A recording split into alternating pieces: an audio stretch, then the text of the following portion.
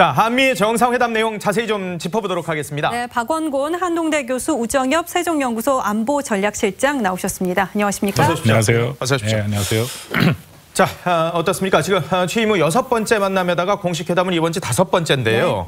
네. 이 가장 중요한 역할이 김정은 국무위원장의 비밀 메시지라 그래야 될까요? 네. 그 메시지를 과연 문재인 대통령이 트럼프 대통령이 잘 전달했을까? 그리고 그게 잘 이해됐을까? 잘 됐다고 보십니까? 어떻습니까? 글쎄 비공개 메시지 계속 얘기가 나오긴 하는데요. 예. 그 전체적인 오늘 그 한미 정상회담의 여러 가지 상황을 봐서는 그 비공개 메시지가 이미 전달이 됐을 가능성이 굉장히 크다라는 생각이 듭니다. 아, 이미요? 예, 왜냐하면 이미 트럼프 대통령이 결심을 하고 나왔습니다. 그래서 네. 한미 정상회담 직후에 한미 정상회담 모두 발언에서부터 예. 일단 2차 북미 정상회담을 하겠다라는 그런 입장이 이미 정리가 된 상태였고요. 사실 이번 문재인 대통령 한미 정상회담의 가장 큰 목표 중에 하나가 이제 북미 2차 정상회담을 통해서 예. 비핵화에 대한 대화를 계속 이어가는 건데 이미 좀 결정이 됐었죠.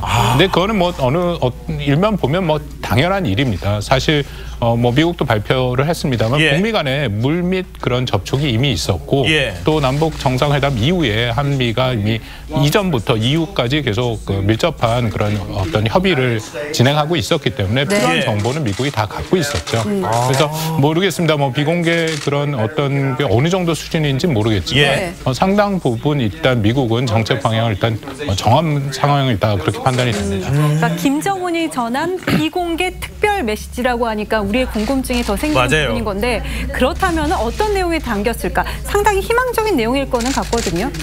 저는 그 사실 얼마나 특별한 내용이 있을까 하는 부분에 사실 의구심을 가지고 있는 사람인데요. 왜냐하면 이제 첫 번째 북미 대화가 될 때만 하더라도 이제 북미 간의 긴밀한 연락 채널이 없었기 때문에 우리 정부가 전달하는 메시지의 내용이 굉장히 중요했었는데 네. 이번에도 트럼프 대통령과 폼페이오 장관의 발언들을 들어보면 계속해서 이미 북미 간의 접촉이 이루어지고 있는 것이고 또 트럼프 대통령은 이틀 전 또 김정은 위원장으로부터 편지를 받았다라는 네. 내용을 공개하기 때문에 그 내용에 없는 내용을 굳이 우리 대통령을 통해서 전달할 만한 내용이 있었을까 하는 생각도 있습니다. 그렇기 때문에 아마 오늘 문재인 대통령께서 이제 트럼프 대통령에게 전달한 내용도 예. 어떤 구체적인 협상안을 북한이 미국에게 전달했다기보다는 문재인 대통령이 김정은 위원장과 대화하면서 느낀 예. 앞으로 비핵화에 대한 우리가 매번 반복하고 있지만 비핵화에 대한 의지를 조금 더 강하게 해석하는 차원이 아니었을까 하는 생각이 듭니다. 아하, 비공개 특별 메시지만 특별하지는 않았을 거다라고 보시는 거군요. 하나 더 예. 만약에 전달한다면 이제 평양 공동선언에도 나왔습니다만 예. 그 북한이 미국이 상응하는 조치를 취할 경우에 영변에 있는 핵시설을 파기를 비롯해서 추가적인 조치. 그렇죠. 거기에 이제 두 단어가 핵심인데요. 예. 상응하는 조치와 네. 추가적인 조치. 아마 예. 그 내용들이 조금 전달됐을 가능성이 있습니다. 당연히 김정은 위원장이 미국한테 원하는 상응하는 조치가 종전선언이라고 우리가 생각하는데 그 외의 것이 있으면 얘기를 했을 것이고요. 예. 추가적인 조치도 당연히 우리 문재인 대통령이 들었을 테니까 아마 그 두 개를 좀 전달할 가능성은 있었다고 생각합니다. 근데 저희가 사실 며칠 전에 방송을 하면서도 이 남북 정상회담 결과 평양 정상 선언을 얘기를 하면서 갑자기 그 트럼프 대통령이 트위터가 툭 날라와가지고 좀 당황했었거든요. 거기서 신난다, 재미난다, 핵사찰 이런 얘기를 해서 남북 정상회담에서는 핵사찰 얘기까지는 안 나온 것 같은데 왜 갑자기 트럼프 대통령은 핵사찰 얘기를 그것도 공개적인 트위터에 했을까 했었거든요. 그러니까 그 이후에 국무부의 발표를 보면 북한이 명시적으로 핵사찰을 받겠다는 이야기는 안 했지만 예. 미국은 지금까지 북한과의 논의 과정을 봤을 때 이런 것은 사찰과 검증을 포함하는 개념이라는 것을 북한과 공유하고 있다. 그러니까 다시 말해서 미국은 이러한 참관이라는 것이 예. 사찰과 검증이라는 것을 포함하지 않을 경우 협상의 의지가 없다는 뜻을 좀 강하게 내비친 것으로 보입니다. 그렇기 때문에 북한이 이번에 상응 조치를 이야기했는데 그것도 종전선언이라고 명시적이라고 하지 않은 이유는 종전선언이라고 밝혔을 경우 미국이 이제 거부감을 가질 염려가 있기 때문에 그 부분은 나중에 협상의 여지를 남겨놓기 위해서 상응 조치라는 조금은 애매한 상태로 남겨놓은 것 같고요. 그리고 이제 추가 선언이라는 것도 사실 영변 핵시설 폐기보다는 더 큰 가치를 가졌을 리는 없는 것이겠죠. 만약에 추가적인 부분이 더 컸다면 배보다 배꼽이 더 큰 경우가 되기 때문에 아마도 추가적인 부분은 이 협상 안에 안에서 명시적으로 밝히지 못한 사찰과 검증에 관한 부분을 우리를 통해서 이게 참관이라는 표현을 썼지만 사찰과 검증이라는 뜻을 담았을 수도 있다. 아니면 또 다른 조치도 행할 수 있다는 것을 담겼을 거로 보입니다. 그렇기 때문에 아마도 비공개 메시지라는 것이 우리가 이야기했던 것처럼 뭐 한간에 이야기했던 것처럼 핵 리스트를 뭐 더 내겠다 이런 식의 가능성은 매우 낮아 보입니다. 네, 저희 지금 풍계리 장면이 나오는데요. 저건 정말 검증이 필요하죠. 왜냐하면 멀리서 봤기 때문에 터졌고 또 지하 시설이기 때문에 사실 시료 같은 걸 채취해서 진짜로 이것이 완전히 폐기가 됐는지 확인하는 검증 작업이 필요한데 지금 동창리 북한이 폐기하겠다라고 한 동창리는 사실 저런 작업이 필요 없습니다. 이게 돌출된 시설이기 때문에 이렇게 멀리서 보더라도 정말 그 시설이 파기된지 안 될지 눈으로 확인이 되거든요. 그래서 아마 북한은 또 그런 계산도 갖고 있다라고 생각이 됩니다. 어떻습니까, 교수님? 그런데 지금 남북 정상회담도 그렇고 지금 미북 정상회담도 앞두고 있습니다만은 여러 가지 상황들을 봤을 때 굉장히 그 북한이 전향적으로 나오는 듯한 모습이 있긴 한데 그렇지만 그럼에도 불구하고 북한이 핵무기 리스트를 과연 내놓느냐 안 내놓느냐 이 부분에 대한 이견들이 있거든요. 이미 북한은 핵무기 다 만들어놨고 미사일 다 만들어놨으니까 저런 거 다 뭐 부신다 그래도 그 의미 없는 거 아니냐라고 하는 측면들이 있는 분들이 있고 그게 아니고 그래도 저건 전향적이야 라는 분들이 있고 이건 어떤 포인트로 어떻게 봐야 되는 겁니까? 이번에 사실 공동선언에 나온 내용만으로 보면은 새로운 것은 없죠. 그러니까 예를 들어서 뭐 동창리 같은 경우는 이미 6월 12일 날 트럼프 대통령이 기자회견에서 현재형을 쓰면서 폐쇄하고 있다, 부시고 있다, 디스트로잉 한다라는 표현을 썼거든요. 다만 이제 그걸 검증한다라는 거고요. 또 하나 이제 뭐 영변을 얘기를 했는데 그거는 나름대로 사실 의미는 있습니다. 지난 4차 그 폼페이오 장관이 방북할 때 그때 결국은 성사가 안 됐습니다만 영변을 얘기를 했거든요. 영변 핵시설이 390동이 있고 플루토늄과 고농축 우라늄 시설이 다 있습니다. 그래서 그거를 검증 가능하게 폐기한다라는 거는 상당 부분 진전된 조치라고 볼 수 있는데 문제는 그 앞에 조건이 붙었죠. 상응 조치라는 조건이 붙었기 때문에 미국이 먼저 조치를 할 경우에 가능하다라는 거라서 뭐 그것도 사실은 어떻게 해석하느냐에 따라서는 좀 다른 해석이 가능하다고 생각합니다. 이번 정상회담 뒤에 트럼프 대통령 같은 경우에는 2차 미북 회담의 시기와 장소에 대해서도 조금 언급을 해줬는데요. 그 발언을 우선 한번 좀 들어보시죠. 이제 북한의 핵 포기는 북한 내부에서도 되돌릴 수 없을 만큼 공식화되었습니다. 김정은 위원장도 트럼프 대통령과 함께 비핵화 과정을 조속히 끝내고 싶다라는 희망을 밝혔습니다. It will be between North Korea and the United States. It will be similar to the format we had before, most likely a different location. Again, it will be announced pretty soon. I think a lot of progress is being made. I see tremendous enthusiasm on behalf of Chairman Kim toward making a deal, and I think that that's something that's very good. 네, 저희가 1차 미북 회담을 앞두고도 과연 장소가 어디가 어디서 될까? 열릴까? 이거를 얘기를 참 많이 했었는데 이제 또 2차 미북 회담을 앞두게 됐습니다. 두 분께 여쭙겠습니다. 장소가 어디가 될 거라고 보십니까? 지금 뭐 내용과 시기에 따라서 많은 변수가 있을 것 같습니다. 내용과 시기에 따라서 장소도요? 시기가 지금 이제 우리가 많이 있는 사람들이 예측하기를 11월 6일 미국 중간선거 이전이라고 한다고 하면 지금 한 달 열흘이 채 남지 않은 시간입니다. 그렇다면 이게 과연 제3국과 조율을 할 만큼의 시간이 될 것인가. 그리고 트럼프 대통령이 6월 10일 때도 이제 워싱턴으로 초청하고 싶다는 의사를 밝힌 만큼 또 본인의 정치적인 동기에 따라서 워싱턴을 밀어붙일 가능성이 있습니다. 다만 워싱턴으로까지 불러들였는데 남들이 보기에 비핵화 부분에 있어서 진전이 없을 경우에는 트럼프 대통령이 정치적으로 부담을 가질 위험이 있기 때문에 아무래도 그러한 부분들이 고려가 될 가능성이 높지만 현재 트럼프 대통령은 아마도 워싱턴을 원하고 있지 않을까 생각이 됩니다. 워싱턴에. 시기가 중요하다고 하셨는데 어쨌든 뭐 중간선거 전이라면 워싱턴도 가능성이 있다 말씀이신 것 같고 어떻게 보십니까, 교수님은? 뭐 저도 비슷합니다. 일단은 어떻게 이제 사실 북미 간에 지금 본격적인 대화가 공개적으로 이루어지진 않죠. 폼페이오 장관이 기자회견을 24일 날 했는데 그 뭐 기자들이 질문했습니다. 도대체 언제 북미 정상회담이 이루어질 것이냐. 곧이라고 표현을 썼는데 그 곧이 언제냐 했더니 올해 아니라고 얘기를 했거든요. 그러니까 아직은 좀 시간이 있는 거고.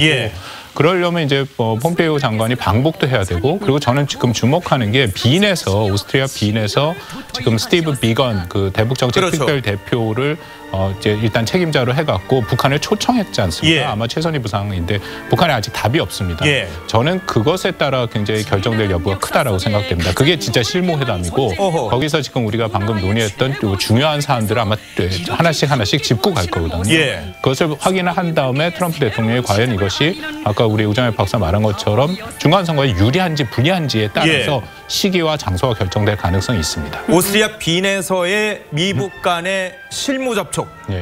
요 결과에 따라서 그럼 시기나 장소가 다 바뀔 수 있다라고 보시는 거예요? 일단은 리용호를 근데 사실은 폼페이오 장관이 지금 유엔 총회에서 외상을 만난다고 얘기했는데 거기서 1차적으로 아마 좀 더 확인을 할 거고요. 그 다음에는 아마 실무 협상을 통해서 좀 더 구체적인 내용들, 북한이 양보할 수 있고 북한이 내놓을 수 있는 조치들을 확인을 한 후에 그 다음에 결정을 하는데요. 근데 그 모든 것에 사실 트럼프 대통령이 지금 최종적인 결정의 그런 권한은 갖고 있습니다. 그래서 여전히 그런 합의가 없음에도 또 여전히 그런 지난 6.12 때 우리가 경험했던 것처럼 그런 2차 북미 정상회담을 할 가능성도 배제할 수는 없습니다. 어떻습니까? 그러면은 박사님은 이제 일단 워싱턴의 가능성이 제일 높다고 보시기는 보시는 거잖아요.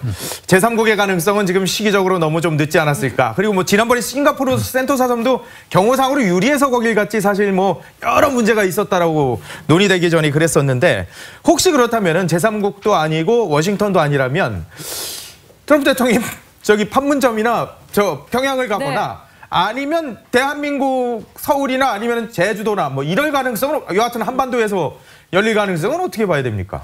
제가 볼 때 판문점이나 아니면 대한민국 영토 내에서 열릴 가능성이 있다고 했다면 1차 회담도 굳이 싱가포르까지 갈 이유는 저는 없었을 것 같습니다.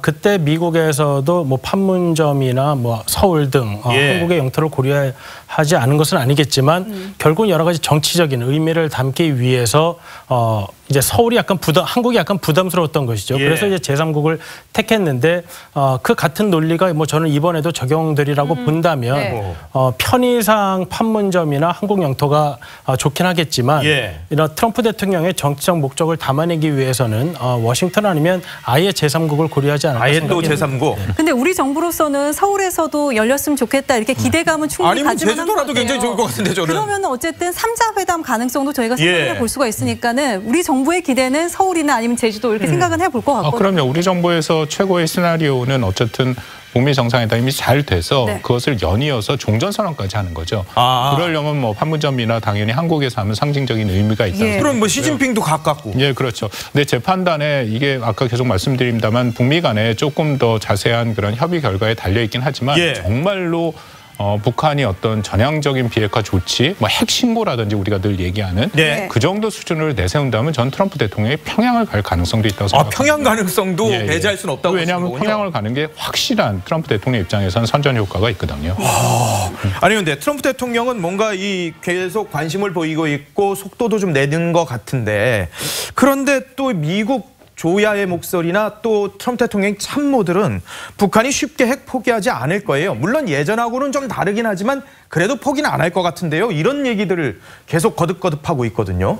그러한 분위기는 여전히 계속되고 있다고 보여집니다. 그래서 이제 이번 3차 남북 정상회담 이전에 우리 정부가 이제 북한에게 내놓을 중재안으로 거론되던 것이 이제 종전선언과 핵 리스트 신고였는데요. 이제 핵 리스트 신고를 북한이 받아들인다면 그것은 미국의 조야는 물론 트럼프 대통령도 기꺼이 종전선언과 교환하는 측면을 아마 고려했을 것입니다. 그런데 지금 이제 3차 남북 정상회담을 통해서 북한이 내놓은 카드는 이제 조금 애매한 것이죠. 영변 핵시설 사찰 폐기라는 것이 상당히 중요한 부분이면은 분명하지만 이것이 미국이 원하고 있는 북한의 완전한 비핵화를 위해서 필요한 핵 리스트 신고에는 못 미치는 것이기 때문에 여전히 미국 조야에서는 반대가 있을 것이고 다만 트럼프 대통령으로서는 오늘 문재인 대통령과 모두 발언 때 한 이야기로도 비춰본다면 그러한 속도에 대해서 비핵화 예. 속도에 대해서 그렇게 신경을 안 쓰는 측면이 보이기 때문에 트럼프 대통령으로서는 지금 북한이 내놓은 영변 핵시설 폐기와 그에 따른 상응 조치, 뭐 예를 들어 종전선언을 교환할 가능성이 예. 충분히 있는 것이죠. 그렇기 네. 때문에 앞으로 이제 미국 내에서도 이러한 논의가 대통령과 미국 관료들 사이에 계속해서 이어지지 않을까 생각이 됩니다. 저는 이번 한미 정상회담에서 상당히 좀 이례적이라고 봤던 부분이 이방카가 배석을 했습니다. 정상회담에 배석을 했더라고요. 네, 물론 대통령의 보좌관이긴 보좌관이니까. 하지만 네. 그래도 저는 이런 장면이 상당히 이례적이었거든요. 보통 이런 경우가 있었습니까? 아니면 이례적인 게 맞습니까? 뭐 이방카가 그렇게 자주 배석을 하는 거로 보이지는 않고요. 근데 네. 이방카는 한국이랑 좀 특별한 인연이 있죠. 그러니까 이게 평창 때도 왔어요. 예, 평창 때도 예, 예. 와 있었고 또 한국에서 인기가 있다라는 걸 알기 네. 때문에 또 본인도 알고 있는 거죠? 예, 그렇죠. 트럼프 대통령이 일종의 배려를 한 거죠. 예. 한미 관계 측면에서 이방카가 그것에 있는지 없는지가 한국 국민들에게 이제 전달되지는 메시지가 훨씬 더 우호적이고 부드러울 수 있으니까 예. 뭐 그렇게 할 수 있다라고 생각이 되고요. 뭐 기회가 되면 이방카를 지금 초청을 하겠다 강경화 장관이 네. 얘기를 한 상태이기 때문에 아마 그런 연장선상에 있다고 봅니다. 이방카도 온다고 딱 답을 하더라고요. 방한하고 곧 싶다고. 방한하고 싶다고 얘기를 하고 있는 상황이고.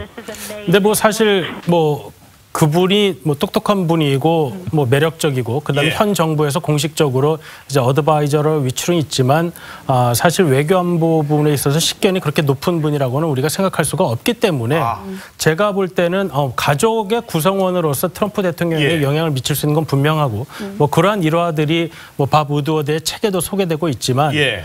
제가 볼 때 대북 정책 그리고 한반도 정책에 있어서 그분이 뭐 결정적인 영향을 미치리라고 보기에는 좀 기대하기 어려울 것 같습니다. 냉정하시고. 알겠습니다. 오늘 두 분과 말씀 나눠봤습니다. 고맙습니다. 고맙습니다. 감사합니다.